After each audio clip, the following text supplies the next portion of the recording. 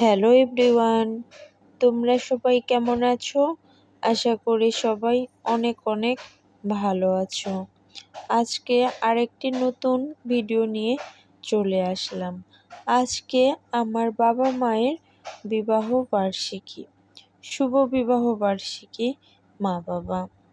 আমার মা বাবাকে সবাই আশীর্বাদ করো, তারা যেন সুস্থভাবে জীবনযাপন করতে পারে, রোগমুক্ত এবং শান্তিময় জীবন উপভোগ করতে পারে। আজকে আমার বাবা মায়ের ২৯তম বিবাহ বার্ষিকী।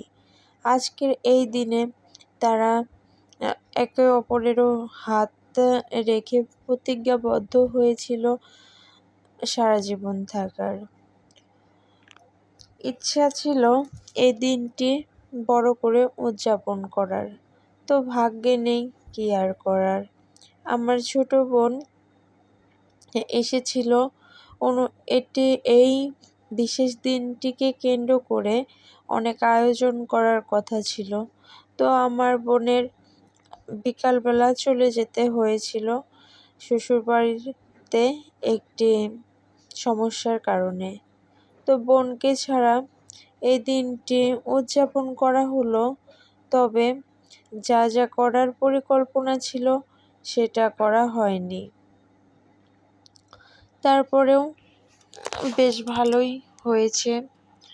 এদিকে আমার ভাস্তে তারা মোমবাতি ধরাচ্ছে, আর অনুষ্ঠানে ছোট বাচ্চারা না থাকলে কি আর হয়, তাদের দুষ্টুমিই তো অনুষ্ঠানকে মাতিয়ে রাখে।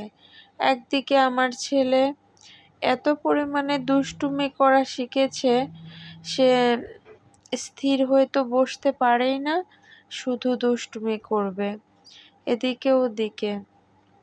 তার দাদু দিদার কেক কাটার আগেই তার মনে হচ্ছে কেক কাটার ধুম পড়ে গিয়েছে, সে কেক কাটার জন্য অধীর আগ্রহে অপেক্ষা করছে।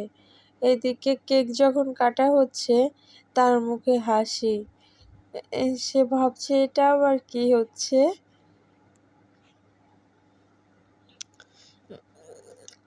সবাই আমার বাবা মাকে আশীর্বাদ করো, ভগবানের কাছে প্রার্থনা করো এই দম্পতি যেন এভাবেই কাটিয়ে দিতে পারে যুগের পর যুগ।